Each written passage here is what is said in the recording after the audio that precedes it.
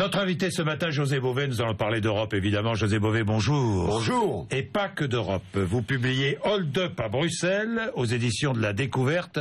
Je montre votre livre, José Bové. Hold Up à Bruxelles, les lobbies au cœur de l'Europe. Nous y reviendrons. José Bové, Nicolas Sarkozy est entré en campagne, si je puis dire. Tribune dans Le Point, dans Die Welt, très pro-européenne. Le manque de leadership met l'Europe en danger. C'est le titre de la tribune, vous êtes d'accord ? Oui, ça dépend qu'est-ce qu'on veut dire, parce que si ça veut dire qu'il faut qu'il revienne pour parler de l'Europe, il parle de l'Europe uniquement par rapport à lui. Leadership, ça veut dire comment on met de la démocratie, comment on remet les citoyens au cœur de l'Europe et comment on donne par exemple un pouvoir réel au Parlement. Mais vous allez être d'accord avec lui lorsqu'il dit si l'Union européenne vole en éclats, les haines séculaires ressurgiront en Europe. Vous êtes d'accord ? Mais moi, là-dessus, je crois qu'il faut faire très attention à ce qui est en train de se passer. Oui. La haine, les nationalismes, c'est la mort, c'est la guerre. C'est François Mitterrand qui l'avait dit au Parlement européen en 94. Quand on a vu ce qui s'est passé dans l'ex-Yougoslavie, aujourd'hui, ils s'en sortent, ils rentrent dans l'Union européenne. La Croatie, demain la Serbie, après la Bosnie. Voilà, c'est ça l'Europe. L'Europe, ça a construit ça. On a eu 3 guerres civiles en Europe. Après, on a construit l'Europe pour que ça n'arrive plus jamais. Bon, José Bové, il plaide pour la création d'une grande zone économique franco-allemande et pour une harmonisation économique et fiscale entre les deux pays. Alors ça, je crois que là, il n'est pas très sérieux. On a la zone euro. Oui. On a une Europe à 28, c'est dans ce cadre-là, dans ces deux cadres, qu'on ait une politique plus intégrée dans le cadre de la zone euro, oui, par rapport à l'harmonisation fiscale, où il fallait très vite pour pas qu'il y ait du dumping entre les entreprises. Qu'on ait une harmonisation sociale pour qu'on arrête ce dumping qui se fait. Moi, j'ai été à Perpignan avec les travailleurs du BTP, les entreprises du BTP. C'est vrai qu'elles souffrent du fait qu'il y a des grands donneurs d'ordre, voyous, qui bénéficient. Alors c'est pour ça, aujourd'hui, des travailleurs qui viennent d'autres pays. Parce que c'est ça le problème. On l'a vu avec Bouygues sur la centrale nucléaire de Flamanville, on l'a vu ici pour d'autres grands travaux. Aujourd'hui, il y a des entreprises qui donnent des ordres, des sous-traitants qui font venir des travailleurs moins chers. Jusqu'à présent, les donneurs d'ordre n'étaient jamais poursuivis. Eh bien, il y a 3 mois, on a voté au Parlement européen pour arrêter cette histoire. Bon, et ça, c'est important. Oui, non, mais d'accord. Mais l'Europe, telle que les Français la regardent, il y a les 28... L'Union européenne, il y a la zone euro 18, il y a toutes ces strates diverses et variées. C'est vrai que ça ne donne pas très envie d'aller voter, José Bové. C'est vrai, franchement. Pourquoi faut-il aller voter dimanche? Pourquoi?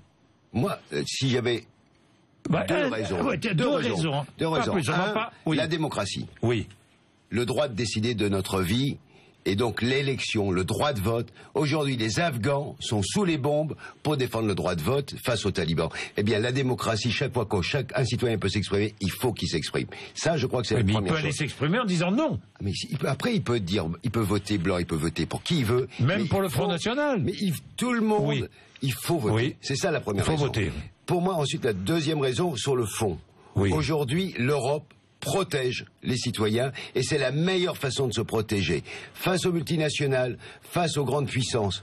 Si on est capable sur l'énergie de se mettre tous ensemble, Poutine n'est pas capable de tenir tête à l'Union européenne. Si on est capable de se protéger face aux multinationales comme Monsanto et les autres, on est capable d'avoir nos propres standards. C'est au niveau européen qu'on a empêché, par exemple, que soit possible de faire du vin rosé en mélangeant du vin blanc et du vin rouge. Ça a été quand même sur la table, ça paraît invraisemblable cette histoire. Oui, c'est les marchands au niveau international qui voulaient l'imposer.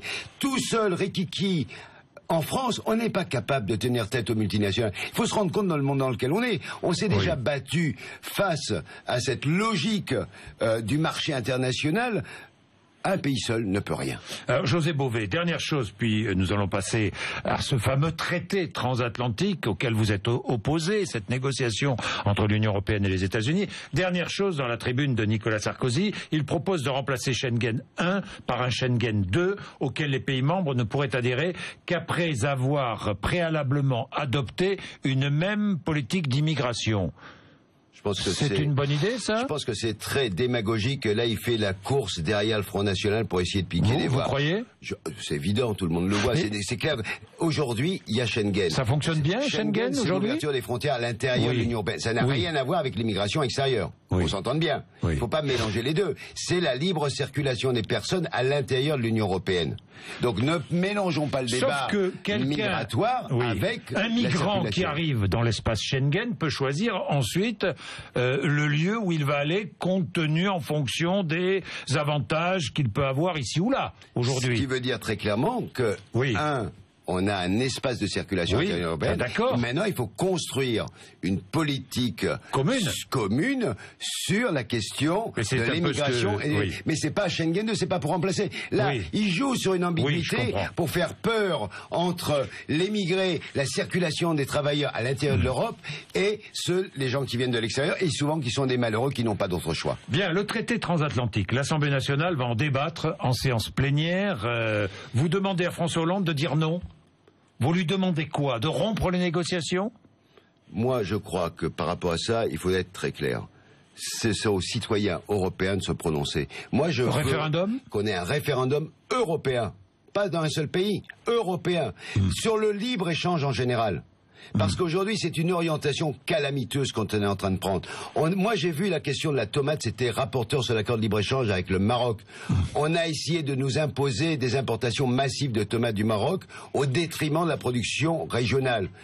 Grâce à la réforme de la PAC, j'ai pu faire remonter tous les prix des importations. Ces importations vont être annihilées. Tant mieux, j'en suis très content, et c'est grâce à l'Europe qu'on a pu le faire. Mais globalement, ces marchés sont fous. C'est-à-dire qu'on donne le pouvoir aux multinationales dans ces accords de libre-échange. Aujourd'hui, c'est les États-Unis, le Canada, le Mercosur, le cône de l'Amérique du Sud. Et si cela arrive, eh bien, Monsieur Bourdin, voilà la situation. Qu'est-ce que vous avez avec vous? Je vous ai apporté un poulet.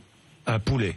Un poulet du Sud-Ouest. Oui, il est beau, hein, il est beau ce poulet. Appellation d'origine, poulet fermier. Oui. Voilà. Oui. Demain, ce poulet, on ne pourra pas le manger. On ne pourra plus manger de ce poulet-là. Mais non, mais c'est faux. TAFTA. Ceux qui disent, ceux qui mènent, qui conduisent les négociations disent c'est faux. Bien sûr. On fera en sorte de mettre de côté tout ce qui concerne l'agroalimentaire. Alors, tout ça, c'est du baratin. Et ils le savent. Ils essayent de noyer le poisson. Il est beau ce poulet. Ce poulet fermier qui vient du Sud-Ouest, nourri en plein air. Bien charnu, etc. On pourra le manger à midi, je ne sais pas avec qui. On pas ensemble, non, parce que vous savez. Quand même pas. Mais les États-Unis, comme vous le savez, les entreprises américaines, eux, nettoient les carcasses de poulet au chlore, à l'eau de Javel. Pourquoi? Parce que depuis 96, ça s'est tellement dégradé les questions sanitaires aux États-Unis sur l'alimentation que c'est la seule solution qu'ils ont trouvée pour faire face à la dégradation dans les abattoirs. Ils lavent au chlore les carcasses. Mais comme ensuite, ça a mauvais goût, ils mettent du sel pour rattraper le goût. Donc, en plus des problèmes sanitaires, on a ça. Alors, pourquoi est-ce que ça va nous arriver? Parce que c'est ça l'important. Mais non, disent ceux qui défendent ces négociations. Alors, qu'est-ce qui va se passer? Pourquoi? Alors, on va dire, très bien, les normes sanitaires ne sont pas dans l'accord. Très bien, on va nous dire ça. Et puis, demain, l'entreprise Tyson, qui est le plus gros producteur de poulet au monde, une des 33 milliards de dollars de chiffre, colossal. Ils vont dire, nous, on va attaquer l'Union européenne ou la France parce qu'ils nous interdisent de vendre nos poulets. Et comme dans l'accord, il y a un texte qui dit très clairement que les entreprises pourront attaquer les États ou l'Union européenne si les règles sanitaires, par exemple, ou les règles globales, vont contre l'intérêt de leurs actionnaires. Oui, mais José Bové, j'avais Harlem Désir mardi, et Harlem Désir de dire ça, nous ne l'accepterons pas. Eh bien, ils peuvent tout. Alors, si c'est ça, qu'on arrête immédiatement les négociations. C'est pas la peine de continuer. Aujourd'hui, pourquoi est-ce que des grandes entreprises européennes poussent cet accord? C'est parce qu'ils veulent rentrer sur le marché américain. Les Américains, ils ont raison, ils protègent leurs appels d'offres locaux. Pourquoi est-ce que nous, on ouvre tout à tous les vents? Ça n'a pas de sens. On a des règles, nous protégeons nos normes sanitaires, environnementales. Demain, ça peut être sur le gaz de schiste qu'on peut avoir la même chose. Le Canada vient d'être attaqué par une entreprise américaine avec le même type de réglementation parce que le Québec a interdit le gaz de schiste. Est-ce qu'on veut qu'on ait ça demain dans les Cévennes? Moi, je dis non.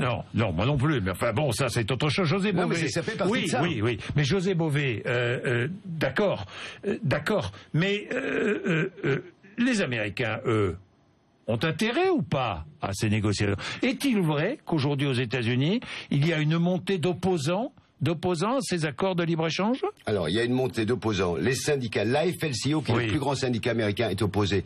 Toutes les associations environnementales, les associations de consommateurs et le Congrès aussi est opposé, à tel point que M. Obama n'a pas obtenu ce qu'on appelle le fast track, qui est l'autorisation de négocier directement. Le Congrès lui a refusé. Ça veut dire qu'aux États-Unis, ils n'en veulent pas, ils veulent protéger. C'est l'Europe qui veut ce traité? C'est M. Barroso et les chefs d'État et de gouvernement, les 28 chefs d'État et de gouvernement qui ont poussé M. Hollande, quand il est allé aux États-Unis, à demander même l'accélération du processus avant que l'opinion publique s'empare de ce dossier. C'est pour ça qu'aujourd'hui il faut se mobiliser. Mais dites-moi, vous devriez être content parce que le Roquefort sera vendu aux États-Unis. Grâce à ces accords de libre-échange. Le Roquefort est déjà vendu, mais pendant 12 ans. Il a été bloqué à cause du bœuf aux hormones. Il faut quand même savoir que quand il y a eu le procès, l'affaire du bœuf aux hormones, en même temps, les États-Unis, devant l'OMC, avaient porté le dossier du bœuf aux hormones et celui du poulet au chlore. Le poulet au chlore a été arrêté parce qu'il y avait l'histoire du bœuf aux hormones qui suffisait. En janvier 2009, les États-Unis ont remis devant l'OMC la question du poulet chloré. Donc c'est sûr que les entreprises... Alors votre position ne fait pas plaisir à tout le monde. J'ai vu des socialistes qui vous accusent de démagogie, notamment Henri Weber dans une tribune. Vous attisez les peurs pour engranger des voix. Voilà ce qu'il dit. José Bové, vous attisez les peurs pour engranger des voix? Malheureusement, si c'était ça, ça serait vraiment nul et ça n'a aucun intérêt. Mais déjà, en 1999, juste avant Seattle, les socialistes n'avaient rien compris. Les gens ne voulaient pas de cet accord international et les pays du Sud encore moins. J'avais dit à M. Lionel Jospin, n'allez pas appuyer les pays africains et les pays du Sud. Ne vous embarquez pas dans cette affaire complètement folle de mondialisation libérale. Eh bien, il a refusé d'en tenir compte. Il m'a même enfermé dans une salle rue de Varennes pour pas que je participe à une conférence de presse. Les socialistes sont libre-échangistes. Je ne comprends pas quelle est leur philosophie. Ils vont dans un mur aujourd'hui. Oui, ne vaut-il pas mieux que des États démocratiques définissent les normes de la voiture électrique, des produits alimentaires, des télécommunications, plutôt que des pouvoirs autoritaires ou despotiques? Voilà ce qu'écrit Henri Weber, par exemple. Là-dessus, il a raison, sauf que s'il donne tout le pouvoir aux entreprises pour mettre à bas ce qui est décidé de manière démocratique dans des assemblées, notamment devant le Parlement européen, à un moment ça va pas. Sur les OGM, pour l'instant on a bloqué, il n'y a pas de nouvelle possibilité d'OGM. Sur la viande clonée, le Parlement européen l'a bloqué. À 2 reprises, le Parlement a voté contre le poulet chloré. Et ils vont essayer de nous le faire passer à travers l'accord. Jamais. Ça ne passera pas. Beauvais, c'est le degré zéro de la politique. Moins présent que moi cette année, il me fait le coup de l'absentéisme. Balaye devant ta porte, c'est un tweet de Jean-Luc Mélenchon. J'ai presque envie de reprendre la phrase d'Audiard. Vous la connaissez sûrement. Plus je discute avec les cons, plus je les rends intelligents. Point barre, je n'en dirai pas plus. Bon. Vous allez faire quoi, Europe Écologie Les Verts en France? Plus de 10%, moins? J'en sais rien. Moi, je pense qu'on fera 10 plus 6. J'ai toujours dit ça. 16, hein, on avait fait 16. 2009.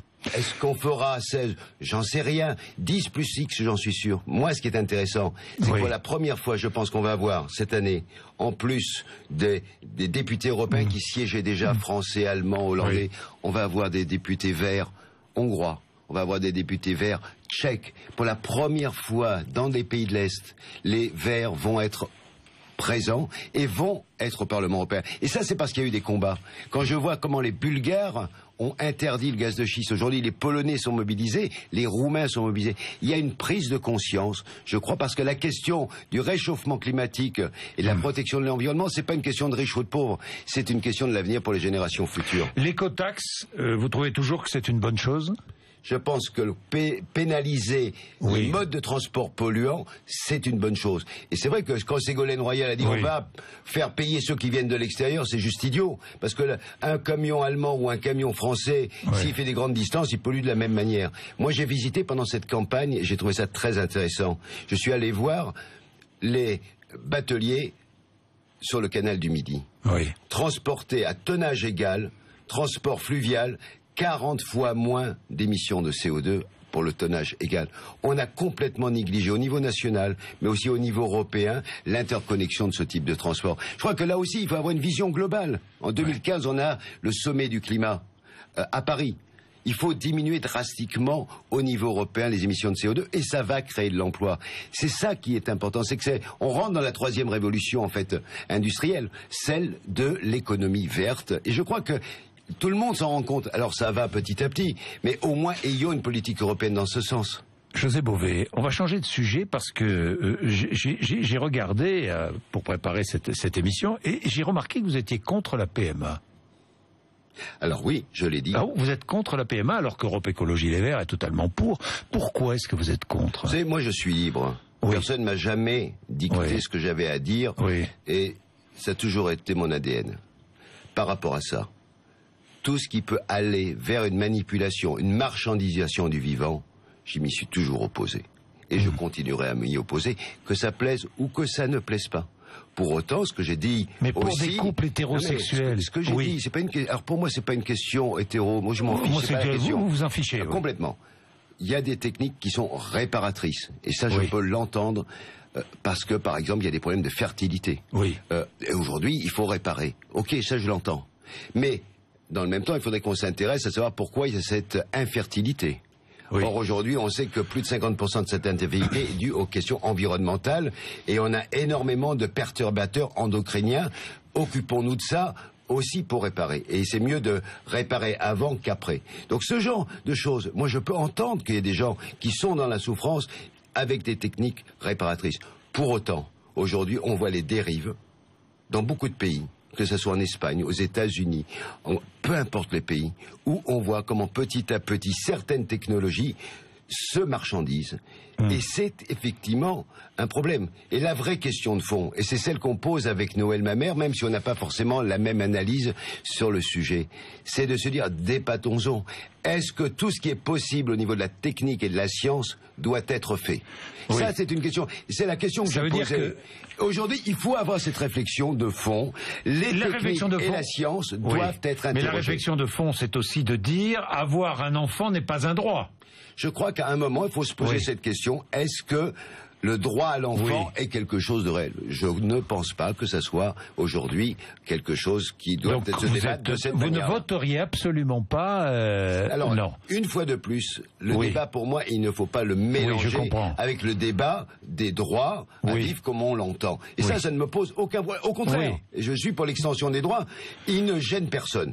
Par contre, il faut qu'on ait une interrogation sur tout ce qui est la biomédecine, qui est aujourd'hui un problème et qui ne limite pas à un seul sujet. Il faut le prendre de manière plus globale. On ne va pas créer des nouveaux humanoïdes aussi de telle manière ou telle manière. Donc faisons attention, la technique scientifique aujourd'hui. La GPA, par exemple, là, vous êtes totalement opposé, la gestation pour autrui.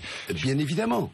Le corps n'est pas une marchandise et je rentre pas là-dedans. Mais je crois qu'il faut reprendre tout ce débat. C'est un débat de bioéthique. Aujourd'hui, on voit que là, c'est juste petit point dans l'affaire. Demain, on va pouvoir aussi reconstruire l'homme. De quelle manière? Je n'en sais rien. Où sont les limites? Est-ce qu'on met des limites ou pas? À un moment, ça a été la question quand les OGM, la biologie moléculaire a démarré. Aux États-Unis, en 1972, les scientifiques se sont réunis, ils ont dit on met en place un moratoire, on s'arrête, parce que est-ce qu'on n'est pas en train de faire une folie? Eh bien, je crois que tout ce qui touche au vivant devrait amener aujourd'hui à cette réflexion. Oui, une immense réflexion qu'on devrait ouvrir autour du vivant. Autour du vivant. Autour du vivant. Les OGM, un mot, dans cette négociation transatlantique, vous pensez que c'est la porte ouverte aux OGM en Europe? Monsanto essaye de pousser avec l'aide de la Commission européenne. Justement, vous parlez des lobbies. Je regardais l'autre jour dans votre livre, vous en parlez, le nombre de lobbyistes, de cabinets de lobbying à Bruxelles, c'est incroyable, incroyable. En gros, chaque entreprise a son... Il y a à peu près 15 000 lobbyistes, 70% dédiés aux entreprises, 20% qui sont des associations qui défendent l'intérêt général, et 10% les États. Aujourd'hui, ce qui est en train en général, les entreprises s'inscrivent. Toutes ne sont pas inscrites. Monsanto n'est pas inscrite au lobby, au registre du lobby. Mais par exemple, aujourd'hui, le plus grave danger, ce sont les cabinets d'avocats qui, eux, font du lobbying, mais comme ils sont des cabinets d'avocats, ils disent secret professionnel. Et donc, ils ne s'inscrivent pas. Et là, j'ai dénoncé, et je suis arrivé à me prendre la main dans le sac, un lobbyiste français qui était un ancien fonctionnaire de la Commission européenne, passé dans le privé, monsieur Petit, travaillant pour Philippe Maurice et faisant le lien avec la Commission européenne. Eh bien, Monsieur Barroso, pour le remercier du bon travail de lobbying qu'il a fait, l'avait fait nommer président de la commission de déontologie des commissaires européens. Ouais. C'est un scandale. On l'a fait démissionner grâce au travail qu'on a mené en tant que député vert avec des ONG. C'est ça le travail. Moi j'ai toujours dit, député européen, c'est un sport de combat. José Bové, Hold Up à Bruxelles, aux éditions de La Découverte. Merci d'être venu nous voir ce matin et vous reprenez votre poulet. Ah non, je vous le laisse. Parce que là, il est pour vous. On va l'offrir parce que là, voilà. il va finir par griller avec les projecteurs. Voilà. Donc vous allez le manger. On va lui remettre. Hein. Bon, très bien. Merci beaucoup, José Bové. 8h56.